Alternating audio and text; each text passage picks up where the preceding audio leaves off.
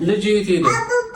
አኑ ና ላብላ አድርጎ ነው አንካ አኑ አኑ የት ሄደ? በእግዚአብሔር እንካ አኑ አኑ የት ሄደ? አኑ አኑ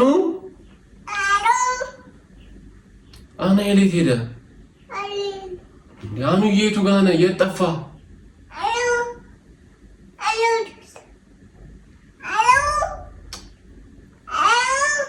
አኑ